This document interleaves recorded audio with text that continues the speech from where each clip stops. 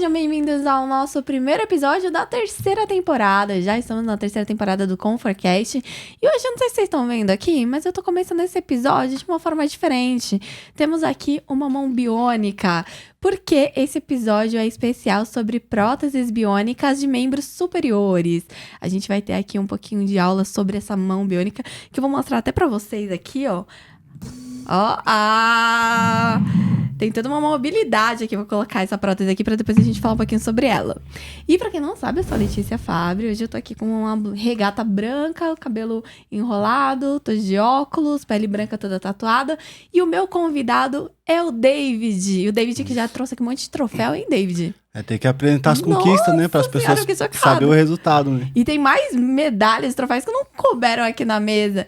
David, antes da gente começar o nosso papo, eu só queria que você se descrevesse fisicamente para as pessoas que estão ouvindo a gente, que têm deficiência visual, para eles te identificarem. Certo. Bem, eu tenho 1,81 m, atlético, né? O corpo atlético. Peso mais ou menos 91 quilos, 90 quilos. Tenho o braço esquerdo e não tenho o braço direito até a próxima altura do ombro. E tenho o cabelo comprido até no meio das costas.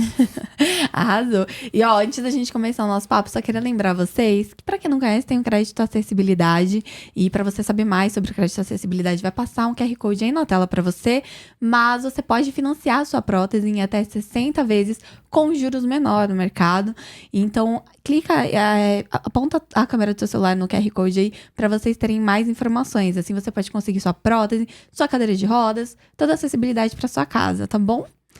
David, eu queria muito que você falasse um pouquinho mais sobre essa história aqui, porque eu falei um pouquinho com você, você conversou comigo, mas eu queria que você falasse para as pessoas, porque a sua história é incrível. E eu queria muito que todo mundo conhecesse. Então, começa aí falando pra gente como que aconteceu, porque você foi amputado. Sim, eu fui atropelado em março de 2013. Eu tava indo trabalhar no domingo, por volta das 5h30 da manhã, quando eu tava chegando no meu serviço. Então, ainda tinha meia hora para chegar no meu serviço e eu tava a 2 quilômetros. E a ciclovia estava montada, foi ali na Paulista, sentido Consolação, Brigadeiro Consolação. E aí eu vi que do lado oposto, na minha contramão, estavam os cones já da ciclovia. E aí, para minha segurança, eu decidi sair da minha mão correta e fui para a ciclovia que já estava com os cones de isolamento. E após passar 3 faixas de pedestre, eu vi o carro invadindo os cones, voando, né? Um para a pista onde eu estava, o outro veio quase que na minha direção e a minha primeira reação foi tentar jogar para o canteiro central. Só que como eu estava na marcha pesada, porque eu estava chegando no serviço, falei, eu vou brincando, então eu vou colocar a marcha pesada e vou devagar. E essa acho que foi uma decisão que impactou muito na hora do acidente, porque na hora que eu fui pedalar para jogar pro canteiro central, eu não consegui sair rápido da frente do carro. O meu corpo simplesmente levantou por causa da força que eu fiz para pedalar. E acredito que por isso, na hora do impacto, o meu corpo girou, bateu no capô do carro. E meu braço ele já encaixou no para-brisa do lado do motorista. Então ele foi serrando na coluna do motorista. Aí quando chegou em cima, o meu braço estava para dentro do carro e o meu corpo para fora. E no impacto, meu corpo foi projetado a 12 metros do local do impacto. E eu já caí morto no chão, sem vida. E na hora que aconteceu o impacto, dizem que o cara freou. Na hora que ele freou, ele viu que tinha acontecido alguma coisa, né? Ele sabia o que tinha feito e já fugiu. Ele fugiu, ele não já prestou fugiu ali socorro. na mesma hora. Ele só freou porque bateu e depois que bateu ele já fugiu. Sim. E depois que ele fugiu, ele ainda foi deixar o amigo, rodou mais 7 quilômetros, deixou o amigo em casa. Aí rodou mais 5 quilômetros até o córrego da Ricardo Jafé e lá ele jogou meu braço. Ele ainda teve essa frieza. Ele transitou com o meu carro ou no colo dele ou ao lado dos pés dele, porque ele cerrou do lado do motorista. Então, provavelmente caiu no colo ou nas pernas dele, o meu braço. E aí ele transitou com o meu braço dentro do carro e o amigo do lado. E aí foi embora, deixou o amigo, depois foi perto da casa dele, onde é o córrego. Diz ele que descartou lá e depois foi pra casa. Então não localizaram o seu braço lá. Por 3 dias procuraram lá no córrego. Até hoje eu acredito que ele não tenha jogado lá, porque provavelmente o advogado orientou ele não a falar onde estava, porque senão era prova contra ele. E aí ele falou que jogou lá, mas na época não tava o rio alto, então se tivesse jogado, provavelmente ia encontrar nas dunas de areia lá, de pedra, de mato. E Uhum. por 3 dias procuraram somente para encontrar, porque para reimplante só durante 6 horas. Porque se encontrasse nas primeiras 6 horas, ainda conseguia fazer o reimplante do braço no local, né? Uhum. Mas como não foi encontrado, então não teve esse reimplante. Mas você chegou a ter contato com essa pessoa depois do Não, acidente? eu no segundo dia de internação, saiu uma matéria numa emissora de TV que eu tava esperando que ele fosse no hospital me visitar para que eu pudesse perdoar ele pessoalmente. E isso em nenhum momento ocorreu. Ele em nenhum momento me procurou, em nenhum momento pediu desculpa. A única vez que a gente se encontrou frente a frente foi, acho que na segunda audiência, que ele era obrigado a instalar, senão ele já perdia o processo. Uhum. E ele sentou que um pouco, não na minha frente que nem você tá, mas do lado. O advogado ficou na minha frente e ele ficou do lado. E em nenhum momento ele olhou pra mim. Ele não tinha coragem de olhar pra mim e ver o estrago que ele causou na minha vida. Uhum. E eu fiquei lá o tempo inteiro olhando pra ele pra ver se ele olhava, pra ver se ele sentia alguma coisa, pelo menos um pesar, né? Pra falar, não, eu realmente fiz alguma coisa errada e preciso pedir desculpa. Isso em nenhum momento aconteceu e eu percebi que ele não tá nem aí. Então, quando eu perdoei ele no segundo dia, que mesmo que ele não foi lá, eu perdoei ele, foi pra mim poder se livrar desse rancor que Uhum. poderia corroer a cada dia a minha vida. E aí eu fiz isso de bom coração, sabendo que isso ia ser bom pra mim. Para ele eu não sei se foi, talvez pra ele nem tenha feito diferença na vida dele, mas pra mim fez uma diferença muito grande ter se livrado desse peso. O importante é, é a diferença que faz pra você, né? Exatamente. Porque você que tem que tocar a tua vida dessa forma agora. Desde então, quando eu acordei, né, quando a médica falou, a partir desse momento você vai ser uma pessoa especial e não vai poder fazer as coisas que você fazia antes. Uhum. E ali já veio na minha cabeça, eu não posso deixar isso acontecer na minha vida. Não posso me determinar a desistir de viver, de fazer as coisas que eu gosto de fazer, que nem eu gosto de fazer rapel, eu gosto de pedalar, gosto de correr, gosto de fazer esporte, gosto de luta. Eu não posso me limitar a ficar somente em casa e trabalhar e ficar em casa. Isso pra mim ia ser muito angustiante, porque eu não sou uma pessoa que gosta de ficar quietinho, né? Eu Você é gosto de ativo. fazer bastante coisas que dê bastante adrenalina. Então, qualquer coisa que me atraia pra adrenalina, eu tô participando. Entendi. E você já andava de bicicleta, então, quando Isso. aconteceu isso. Mas você. Hoje, esses troféus são de competição de São ciclismo? de 2020, 2019, que foi o primeiro. Já, Esse, isso já tinha acontecido a amputação, né? Sua isso, amputação no foi quando? final, no final de 2017. Esse aqui foi o Hum. primeiro que eu participei, mas eu tava com a bicicleta totalmente desproporcional de competição. Era uma bike Aro 26, pequena, pesada, Aham. e aí ainda fiquei em quinto lugar. Olha isso. E ali eu percebi que eu tinha futuro, porque como eu pedalo desde dos 13 anos, que eu fui morar no Ceará com a minha avó, e Uhum. lá não tinha água encanada, não tinha luz, então tudo se fazia de bicicleta, ou de moto, ou de jumento. E lá a bicicleta era o meio mais barato e mais viável para fazer essas coisas. De manhã era 5 viagens de 60 litros na garupa, 60 Nossa. litros de água, 4 viagens, de tarde mais duas. E de tarde tinha que ir pro roçado para dar água pros bichos, que também ficavam num lugar mais longe, mais afastado. Aham. Então, por dia ali eu acabava rodando 50 quilômetros, desculpa, Imagina. no caminho ruim, de pedra mesmo, buraco, porque lá não tinha asfalto. Então é só você colocar na sua cabeça e pensar. Imagina uma estrada que só tem mato em volta e pedra, buraco e areia. Uhum. Aí esse era o trajeto que eu fazia todo dia com 60 litros de água na garupa. E assim, dos 13 anos até os 16, que foi quando eu retornei para São Paulo, se tornou um hábito. E aí eu cheguei em São Paulo, com 16 anos, fiquei acho que 3 meses com a minha mãe sem trabalhar, e aí já comecei a trabalhar. E aí meu irmão tinha uma bicicleta parada, que ele não mexia, e como eu já mexia com bicicleta no Ceará, eu cheguei e falei, se eu arrumar, eu posso usar? Ele falou, se quiser arrumar, pode usar e ficar até para você. Uhum. Aí era um Speed Caloi 10. Eu arrumei e comecei a usar ela para trabalhar. Aí nessa eu fazia 23, 30 quilômetros, que era para onde eu ia trabalhar. Nossa, eu pedalava bastante. Calma que a gente ainda não chegou lá. Não. Isso aí foi o início em São Paulo, porque lá no Ceará eu rodava mais e o caminho muito pior. Então, Sério? esse aqui era o comecinho em São Paulo, rodando na cidade. Uhum. Porque quando era menor não tinha bicicleta, eu só fui ter bicicleta com os 13 anos mais pra trabalhar, não era nem pra passeio, era pra trabalhar.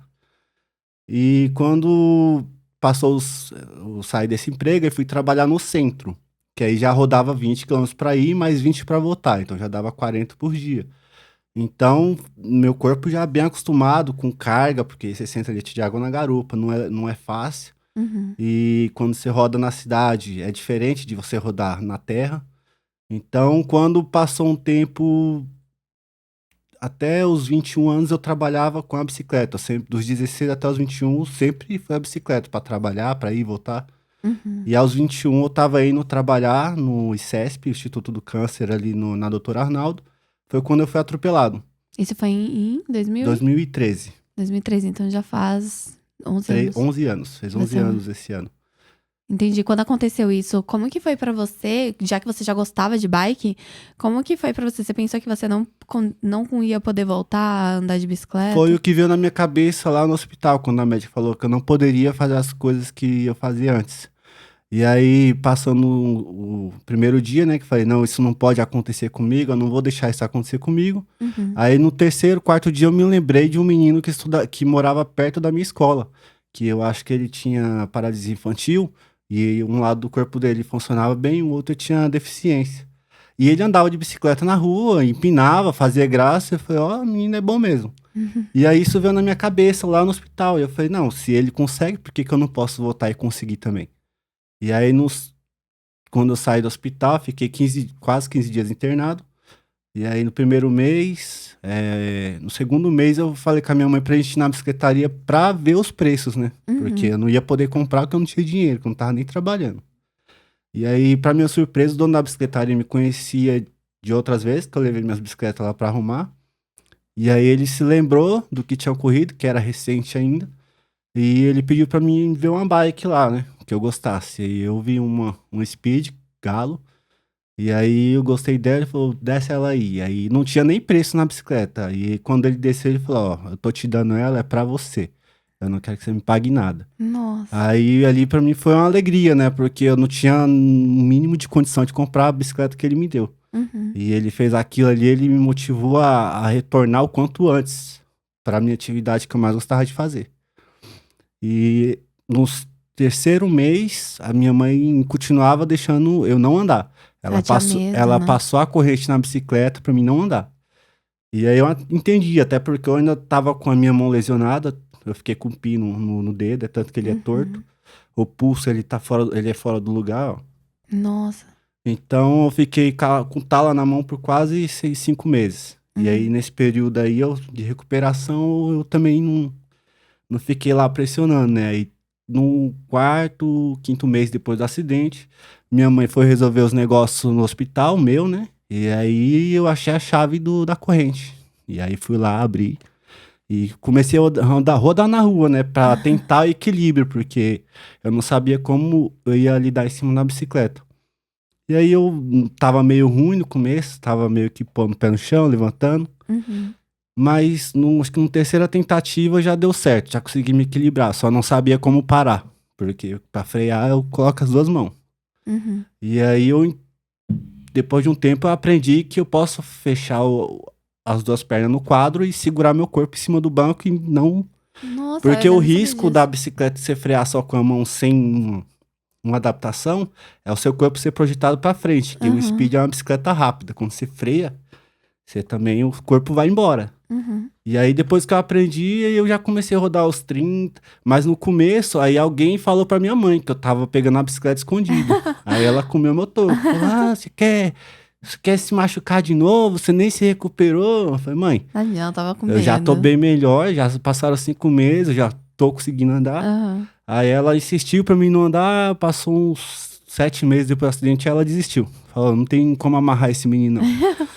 E aí eu comecei a rodar aos 20, né? Porque tinha que voltar a pegar a experiência de novo, porque era uma coisa nova, porque eu era destro. Uhum. E a minha bicicleta, eu adaptei ela pra ser canhota. Então eu tirei os freios do lado esquerdo, do lado direito e coloquei pro lado esquerdo. Sim. E outra que eu não tinha a mesma mobilidade, praticidade que eu tinha com a direita. Então eu acabei segurando um pouco, aí depois de 8 meses já estava rodando uns 40 quilômetros. E quando eu voltei a andar, eu já passou um ano, já estava andando 60, 70 quilômetros já. E quando que você De- colocou a prótese? A prótese, eu comecei a fazer um atendimento aqui na Conforpes já um ano, acho que um ano e meio depois do acidente, acho que 2014. E no final de 2014 eu já estava com ela toda pronta, desse jeito que ela tá aqui. Nossa, então você já tá aqui na Conforpes já faz um bom tempo. Acho que 9, 10 anos. Nossa, bastante tempo. E como que você conheceu a Conforpes? Na verdade, eles me conheceram, né? Eles que foram atrás de mim, porque eu não conhecia num mundo de deficiente, não conhecia nada. Eu ainda estava no hospital quando apareceu algumas empresas oferecendo prótese. Aí até que a Conforpes entrou em contato com a minha mãe. E aí como ela estava resolvendo as coisas, ela achou que a Conforpes seria a melhor opção para minha adaptação, né? Minha nova vida. E eu falei, vamos, já não tenho mais nada a perder, já perdi um braço, vamos ganhar um braço novo, né? Então, pelo menos. E aí a gente começou a fazer essa adaptação. No começo foi bem legal, porque era um mundo novo para mim, eu ainda estava me recuperando. Não sabia como seria a prótese e também já estava vindo com inovações, que era, no caso, os estilizamentos nas A sua próteses. prótese foi a primeira Estilizada. prótese biônica? Uma das primeiras gerações do Brasil. A primeira geração no Brasil foi a minha. E os modelos desenhados já vieram no mesmo ano que eu perdi o braço. Então foi, tipo, você tá feliz que você tá ganhando a prótese. Aí você tá mais feliz ainda que você tá tendo uma coisa que é novo, né? É inovação no É novo mercado. no Brasil e as pessoas olham, admiram. Já vê a pessoa sem um braço, já olha, né? Aí se vê com uma prótese que parece o braço do Homem de Ferro. Aí você para o trânsito, não tem como fazer. E aí acabei me adaptando no começo, eu usei bastante no começo, porque eu tinha que andar de ônibus, eu não podia andar de bike, para fisioterapia, essas coisas. Mas quando eu voltei a andar de bike, acabei não utilizando tanto por conta que eu não poderia usar ela para bike. Ela pode esticar o braço ou puxar o braço e acabar me derrubando da bike, quebrando a prótese, me quebrando. Entendi. Então, e aí agora Aí quando você pedala, você eu tira tenho ela. que usar sem a prótese. Entendi, mas no dia a dia você faz suas coisas, tudo com Com a ela, prótese. já se adaptou Isso. bem. Dá pra pegar tudo, dá pra fazer que nem tem até função de mouse ela tem, já embutido na prótese. Muito Que bacana, ela faz inclusive a gente aqui tá e até faz com o ela próprio aqui, né? clique. Ela faz o próprio clique do mouse, já o dedo da prótese. Olha. Então, ela só não é tão móvel pra mim, porque como o coto é pequeno, Pega aqui ela no só vai ombro. até aqui, ela não sobe que nem um braço normal. Mas Ela pra tem uma pegar, mobilidade ela pra tem. pegar assim. Ela tem até a função, mostrar pra vocês aqui, ó. A gente tem aqui um botãozinho, ó, pra fechar ela. E aqui a gente tem um botãozinho pra mostrar pra vocês. Mas lá é de acordo com o nervo do seu Isso. braço, né? Você faz um movimento, ele manda o Muscular comando. e ele manda o comando. É que tá suado o braço. A gente tá conversando aqui, tá tudo. Aí ele manda o comando e ela reage. Olha isso. E essa prótese aqui é a Bibionic. Olha só. Vocês podem conhecer mais delas também aqui na Conforpes. A gente tá deixando aqui pra vocês verem melhor. E aqui todos os troféus. Isso, desde Que você 2020. Você já compete você não é nas Olimpíadas Ainda não Paralímpicas? participei de nenhuma Paralimpíadas, mas eu concorro com os atletas para a vaga. Ah, que legal. Porque tem a pré-seleção para os atletas que vão para as Paralimpíadas. Então, nessa pré-seleção, E você quer tem competir? bastantes atletas. Então, a gente tem que batalhar bastante para conseguir estar ali no ranking entre os 3 melhores, né? Ai, vai conseguir, porque olha o tanto de troféu. Eu não Tem bastante duvido troféu. nada. Esses aqui, a maioria são mountain bike, speed e todos são da categoria PCD. Muito legal. A gente sabe que existem hoje vários esportes assim adaptados, mas como que é a questão do ciclismo? Tem uma bicicleta adaptada a isso? A minha adaptação foi mais na questão do câmbio e do freio, né? Porque o câmbio lado direito, na mountain bike não tem adaptação, ela é toda normal. Somente o freio que eu troquei pra cá. O câmbio continua aqui e o outro aqui. Mas a Speed, ela tem uma diferença que o freio é simultâneo, funciona os dois, o dianteiro e o traseiro, e o câmbio, ele é bem no finalzinho do guidão. Aí eu consigo trocar a marcha toda de um lado só, pra não ter que ficar tirando a mão e trocando, fazendo cruzado, né? E, David, me fala uma coisa, você tem um filho? Sim. Como tá que ali. foi? Eu vi ele muito lindo. E como que é pra ele ver você assim, com um braço de robô, digamos? Ainda ele não tem essa associação, né? Ele acha legal porque ele vê tudo que é uma coisa desenhado. que ele não é acostumado a ver, né? Em outras pessoas. Mas comigo em casa, quando ele me vê sem um braço, às vezes a gente tá brincando, ele vê meu braço. Aqui ele vem, que fofinho, vem, faz um carinho. Mas ele ainda não me vê como um deficiente. Ele ainda vê, não ele sabe. vê que eu tenho a diferença de outras pessoas. Ele sabe da minha limitação, até porque eu que cuidei ele na pré-infância dele, que ele não tava indo pra creche. Então ele se acostumou bem comigo, que nem eu botava ele aqui encaixadinho aqui e andava com ele. Não precisava nem segurar ele, porque ele já tinha o hábito de ficar encaixadinho e ficar presinho. As pessoas, ele vai cair. Eu falei, não vai cair não. Ele já sabe. Aí tem quando eu vou competir, que ele vai comigo pro pódio, eu levanto ele lá em cima com a mão só. Ele já é acostumado a se equilibrar desde novinho. Então, ele se adaptou bem, né? Porque ele já veio da infância comigo e hoje ele... Até então, ele ainda não faz nenhum tipo de pergunta. Papai, e seu braço? Mas acredito que quando ele completar os 4, 5 anos, ele vai começar a fazer esse tipo de pergunta. Mas é muito legal. Eu fico muito feliz de poder ouvir tua história e ver o quanto você é, assim, ativo. Você não deixou isso te limitar. E hoje você tá aí mostrando pra um monte de gente que é capaz de tudo. Muito bacana. Nós somos capazes de tudo, né? Sim. Quem bota a nossa limitação somos nós mesmos. Exatamente, nosso psicológico, né, David? O medo, ele é bom porque você vai se prevenir. Se você não tem medo, você não se previne de qualquer situação. Sim. Que nem no meu caso, quando eu fui atropelado. Eu tava com medo de andar na faixa do ônibus e fui pra ciclovia. Infelizmente, um cara bêbado invadiu a ciclovia e me pegou. Mas assim, a minha cabeça foi, eu vou ficar protegida, porque eu preciso ir trabalhar e voltar pra casa. Sim. Então... E aí, teve essa reviravolta na sua vida, mas teve um final feliz aí, né? Nesse caso dos dois, entre eu e quem me atropelou, acho que eu tô muito mais feliz do que quem me atropelou hoje.